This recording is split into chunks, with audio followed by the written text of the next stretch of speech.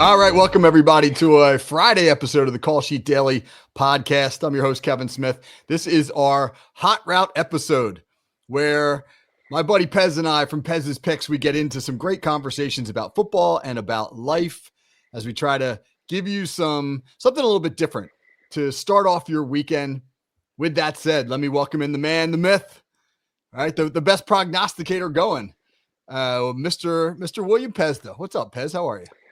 Coach, we're loving life at Pez's Picks. About 66% in basketball and baseball, and I think we're on a 14-3 run in all sports. I mean, we're cashing dollar bills. You know, we're printing money here, but it's getting into that summertime phase where we're starting to drift over to football. I mean, I'm feeling it coming.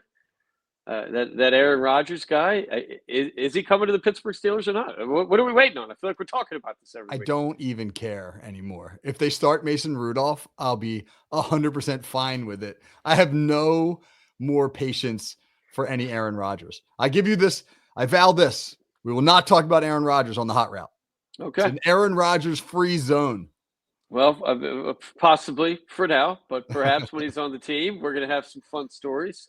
He just did a big Joe Rogan interview that I'm waiting for a long drive to listen to, and I can't wait for the lunacy to come out of that guy's mouth. Aaron Rodgers, very entertaining guy. You have to give it to him. Very entertaining. All right. Well, I'm gonna talk about something, a different type of lunacy in the football world. A video surfaced this week of New England Patriots wide receiver Stefon Diggs and his girlfriend Cardi B. I'm not sure if anybody out there is a big Cardi B fan. I don't know if I could name a single Cardi B song, but Cardi B, very successful artist, and Stefon Diggs aboard, I don't know, maybe a yacht surrounded by several women. Stefon Diggs was, none of whom were actually Cardi B. And he seemed to distribute to these young ladies a pinkish powder that may be illegal in all 50 states. And it was a really, really bad look for Stefon Diggs. And I guess my question to you, Pez, is this. Why do these high-profile athletes allow themselves continually to be caught up in these situations where they know that they've got cameras on them or phones or video being taken, et cetera, and putting themselves in these compromising situations? Why does this continue to happen? Coach, it's clearly an effect of the Apple smartphone takeover of the human being. What happened to our generation where when you were doing very bad things, you tried to hide it? Not getting caught was cool. What's cool is revealing yourself. You're putting out your own gotcha videos, which was the last thing up until about 10 years ago any human being wanted to do.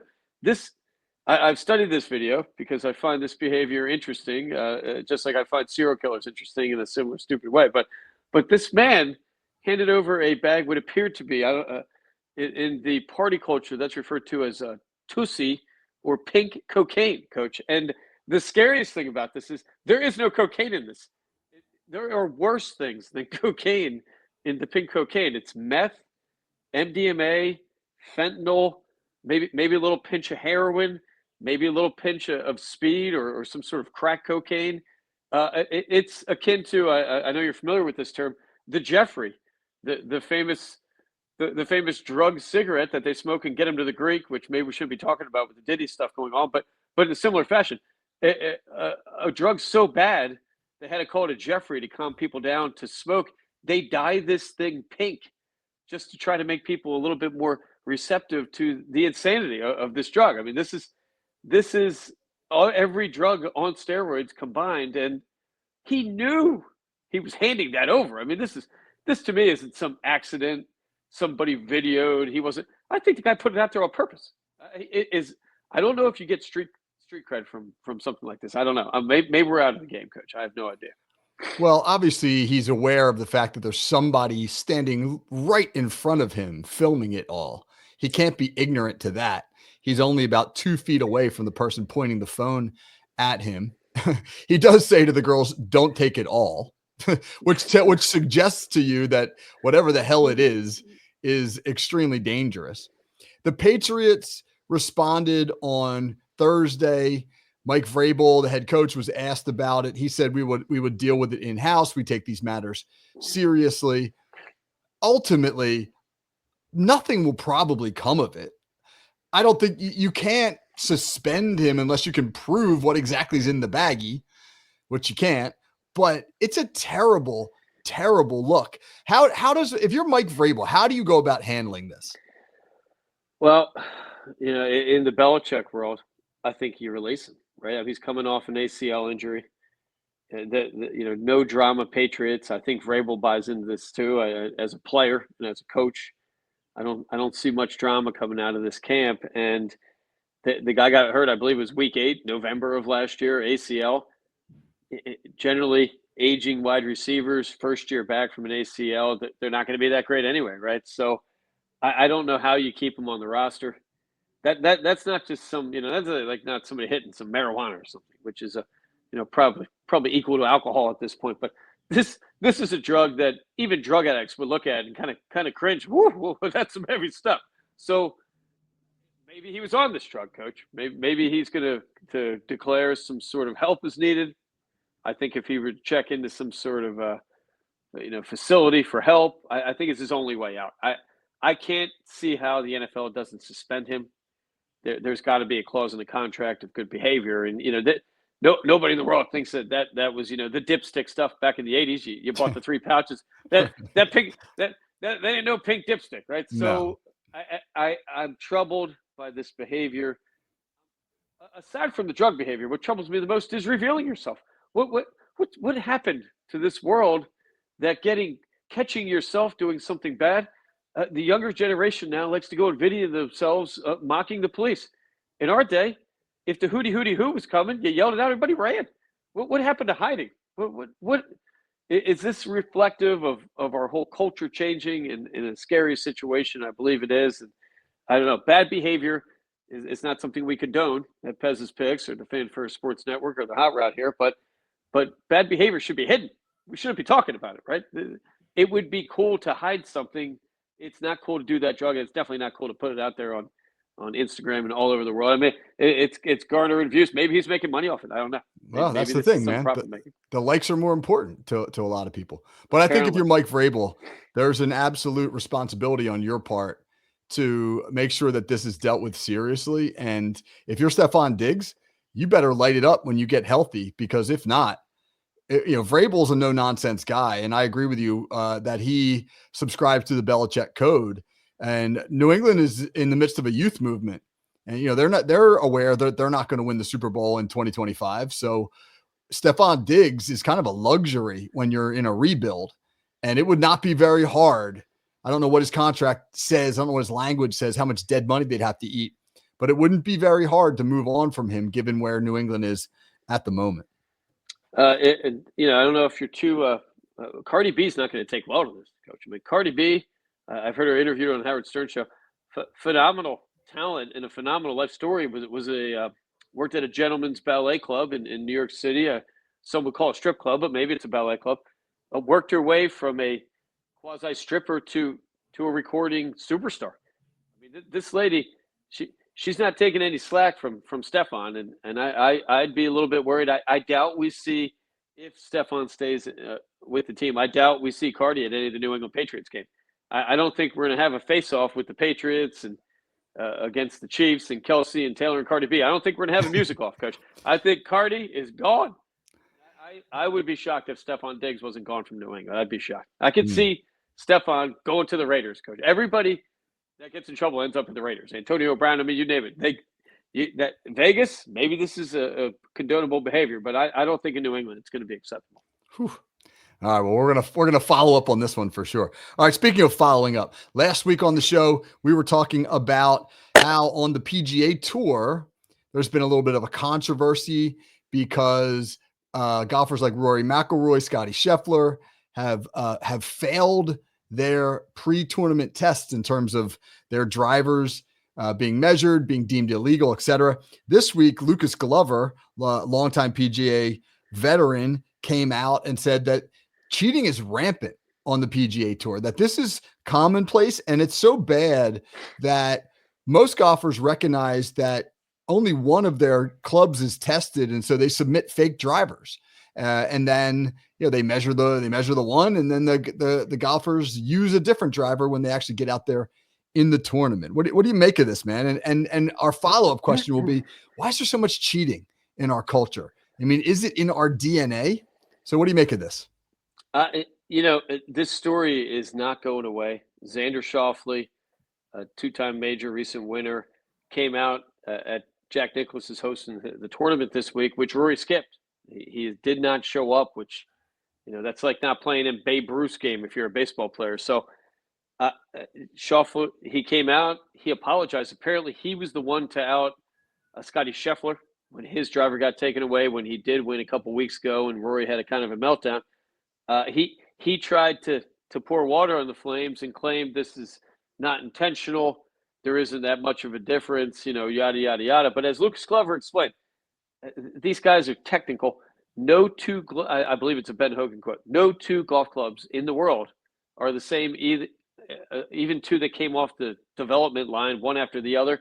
When you break that club in, it develops a sweet spot, which gives you more spring off the club and greater distance, which is what they're testing for. So, we did a little bit of research here. Rory McIlroy, when he wins the Masters this year, his average drive was just under 330 yards. 330-yard average drive means that half of his drives were going further than 330. On Sunday, hole one, he cracked one over the right bunker, which I still have never seen anyone else in the world do, including Tiger Woods. Now, Rory's next tournament with his backup driver, his average was 324. So, I mean, he's losing yardage with that, and he lost, consistency. The guy played terrible. I wonder, are these juice clubs giving people an extra 5, 10, maybe 15 yards, which is an incredible advantage. And if it's knowing that's cheating, right? And they all are starting to say this now. It's kind of like campaign finance reform. We shouldn't have to take donations. Test everybody, barcode the club you're testing. And I believe we talked about it last week with the alpine ski jumping with the extra material in the crotch area to get longer flight. Crotchgate. Crotchgate, Coach, which is the greatest gambling story in European history. They barcode those suits, and what those guys got in trouble. Somebody took apart that suit, the barcode. So sticker the club.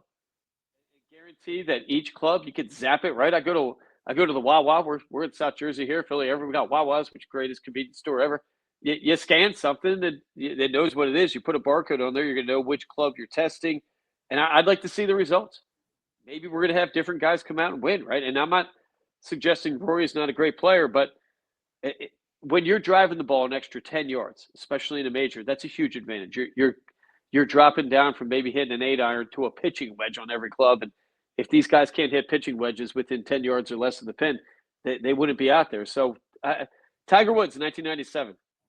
Driving distance 323. And I know the equipment wasn't as good then. I doubt you could have banged away a driver to get more spring. That's new, titanium metal, and I think it is cheating. And I think this is why Rory is hiding. I think Lucas called him out, and Lucas said, "Yeah, these guys need to be addressed on this." Are we looking at something, Coach, like with the Tour de France days, where maybe there's some guys that are starting to squeak that there's a little cheating going on here, and maybe not everybody's playing on the same playing ground. I mean, are we looking at some sort of Armstrong scandal here? I don't know. Rory's been clearly laying low. Nobody skips Jack's tournament unless you're injured. I mean, you're dying or something. It's considered like the fifth major to go win a Memorial. And Jack Nicklaus, he shakes your hand. It tells you you're the best golfer like him, blah, blah, blah. So I don't know. I think this story, it's not the last of it. As a gambler, this pisses us off. You bet somebody, you want to know that they're going up against a fair game. And any cheating in any sport pisses off a gambler, and it takes away gambling, right? And that's why the NFL, they are so strict on these rules because there's so much money involved in gambling on the NFL. They do everything they can to make sure that nobody's cheating and nobody's helping themselves one bit. At a card game, Coach, I'm a former poker player, as you know. In the old days, you cheat at poker, you're getting bones broken, possibly killed in Las Vegas, right? So cheating should be looked upon as a more, it's a lethal crime, right? This is a felony in the sports world. All right, let me play devil's advocate. And I don't know if this is cheating. And I'm going to make an analogy right now between the PGA Tour and the American Revolution. Right? Wow. Yeah, Wow. yeah. Not a stretch. All right, ready? American Revolution. The inferior colonial army is going up against the greatest army in the world, the British Redcoats. And the traditional fighting of that day was basically to line up, everybody get in line. We're going to line up in orderly fashion, literally yards from one another, and we're going to shoot each other because predominantly the weapons of the day were so bad that you needed a stationary target in order to hit it. And George Washington and the colonial strategists essentially said, this is suicide. We can't fight a war like this. We'll get mowed down. And so what did they do? They found a way to win by essentially bending the rules of war. They essentially fought a guerrilla war against the British army. They hid behind trees. They ambushed them in the middle of the night. My gosh, they waited until the Hessians were drunk celebrating Christmas to ambush them in the wee hours of the morning. It was bending the rules of war to find an advantage to allow somebody to win in a crucial scenario. That's how this country begins. Is there an element of this that's sort of in our DNA? We live in a capitalist society where the rules essentially say the person who is the most successful reaps the largest rewards, but the rules for how to be successful are vague. And in this instance, it feels like, well, I think you and I both acknowledge this is cheating. It feels like maybe it's also really skilled guys finding a loophole in the existing rules. Well, I think we have to differentiate, life and death war situations, fighting or combat in Come on, general. that's a good analogy. Fighting or combat in general, there's no cheating. It's a fight to the death. So, in the Coliseum, in a battle, even in a fight. Some of my colleagues from my childhood days, Coach. In my neighborhood, if you got into a fight with a guy, you're fighting that guy. But everybody knew you're getting your ass kicked. Your five buddies are coming and stomping that guy off you, right? So there's no shame in that. They might make fun of you, but I don't think we can compare structured sport to life and death situation. I don't think there's cheating anymore. Targeting officers and using whatever the Ukrainians are doing. I'm all for that. I believe they're targeting officers and drone attacks and such. But in a sport, I think anybody that's trying to kind of cheat the system to give themselves an advantage knows they're cheating, right? And we're at this day and age where technically a golfer knows are his clubs, a little bit supercharged, car racing, similar situation. This is one of the things that we get a lot of questions. Why don't you bet on the MMA? MMA, there are no regulations. There's no injury report. Drug testing, I think, is slight, if anything. So you could have people going in with advantages. You could have people going in with advanced knowledge, right? If I know a fighter has a broken hand, I'm going to bet the other guy. Kind of like a little bit of insider trading on the stock market. So I think we need complete honesty. You need transparency. I believe the NFL does that. If you're suspended in the NFL, everybody knows about it. They know why. Testing is as good as they can get it. I'm sure there's chemicals that they're not finding, but I mean they're downright to measuring uniforms. They're measuring everything. NASCAR, the same situation. Everybody's car starts out the same. You might twink a little bit here and there, and the chassis or something. I'm throwing some lines at you there, Coach. But to have a club that can give you increased distance than a human being can give, your strength, I think is downright cheating. And I wonder, what's Rory going to say? I know what I would ask him. Did you use that driver to win the Masters, and do you think you would have won without it? Boom. I mean, that's what this guy's avoiding. I think he's got to answer that. Now, Scotty Scheffler, guy has his driver taken away, goes out and wins the next major. So you can't ask that guy that question. And I think, Rory, he's got some explaining to do. And this guy, his mouth's been getting him in trouble since the Live breakup. I don't know if he's made a lot of friends around PGA. I don't know. An interesting situation. I think any cheating's bad, though.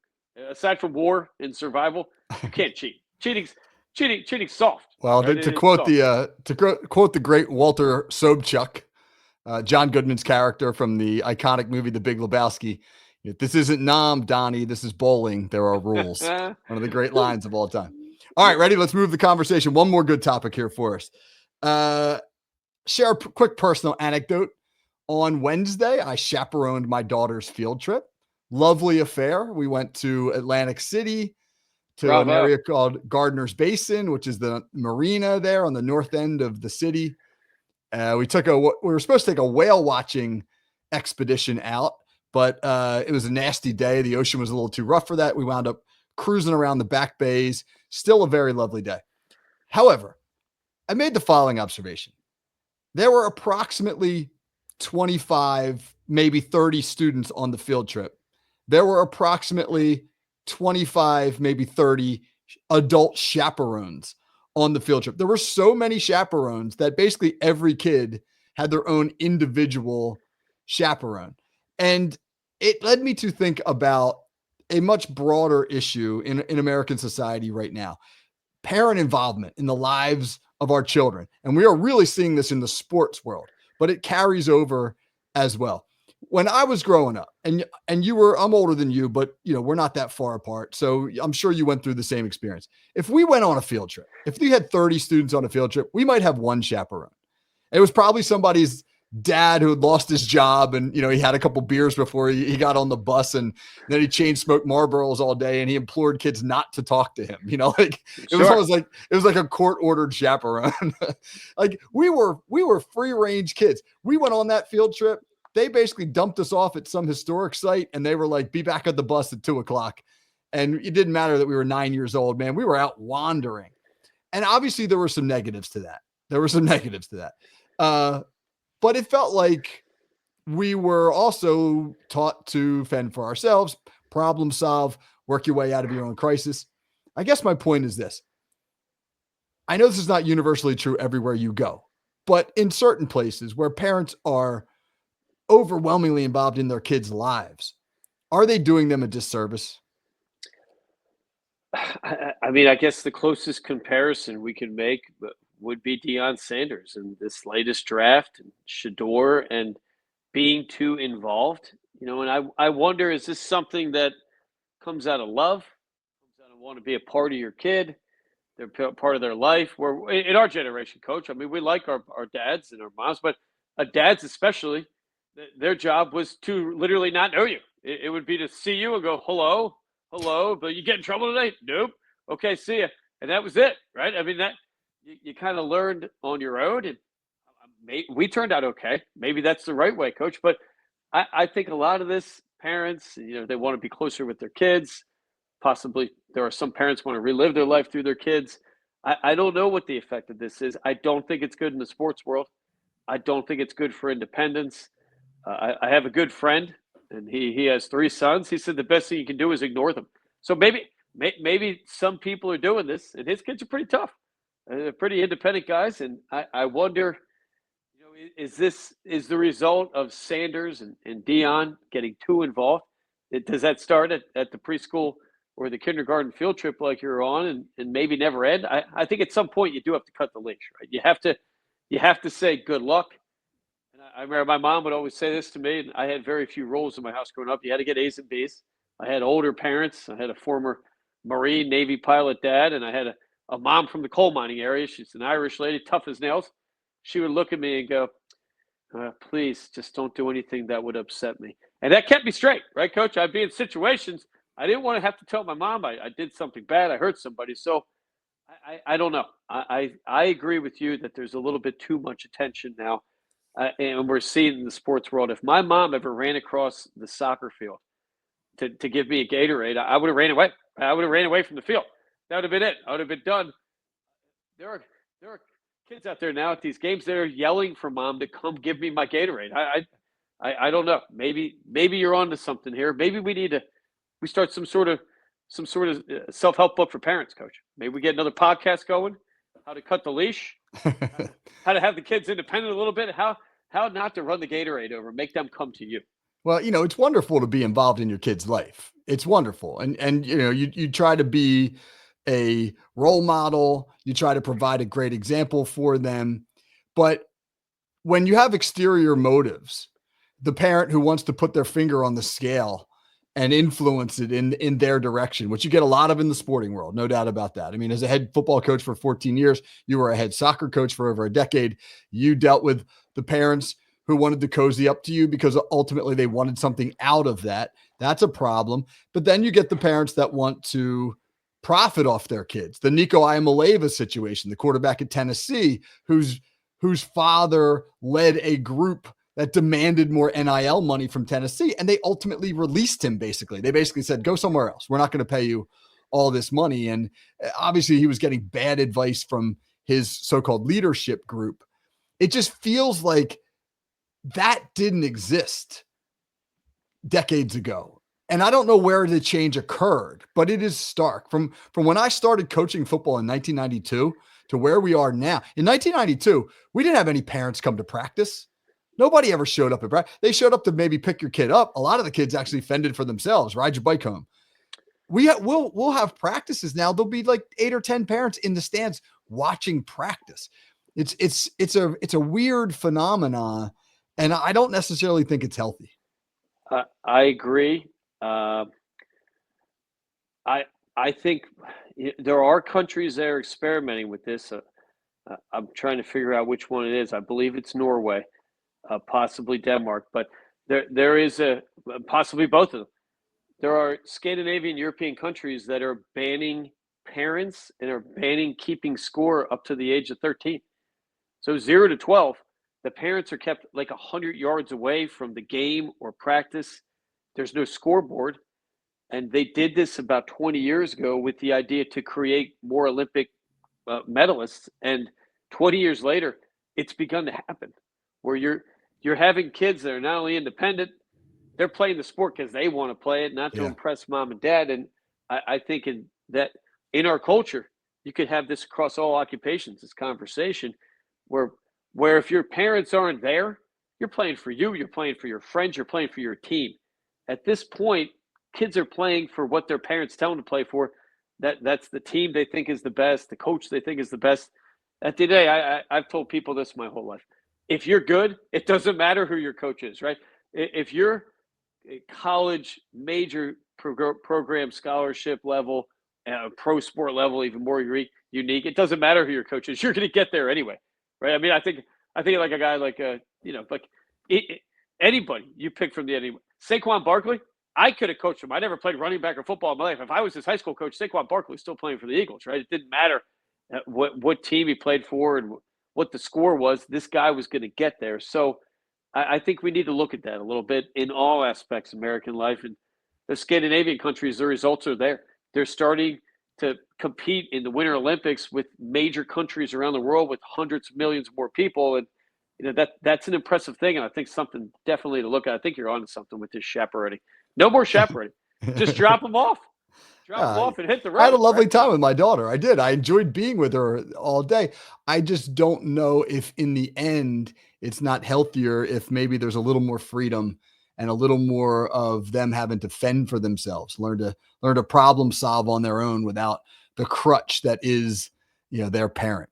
All right, let's wrap it up real quick. My son's a guitar player, Coach, and he's getting into guitar, and he's studying all the the greats from the 80s and beyond, Eddie Van Halen and such. And he tells me all the time, if I'm going to be a great guitar player, you got to start, doing drugs, divorce mom, and make me homeless. I mean, every great musician had the worst childhood, right? They had no parents. They had abusive parents or something. And Red Hot Chili Peppers, Van Halen. I mean, these. So maybe you're onto something, Coach. Maybe tonight, me and you, we head to Vegas. We abandon the families. We come back in 20, and our kids are superstars, right? I mean, this is it. We figured out the cheat code here. I'm going to suggest there's a middle ground. I feel there's a middle ground. Perhaps. All right, Pez, we're going to wrap it up with this, man. NBA Eastern Conference playoffs tonight as we record right now. Real quick, man, we got like 1 minute left.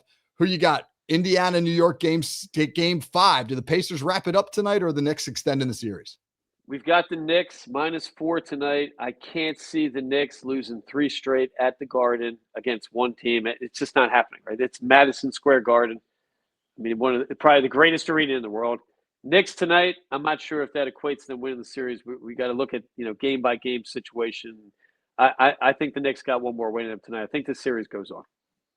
We're going to talk next week on next week's show about the NBA Finals.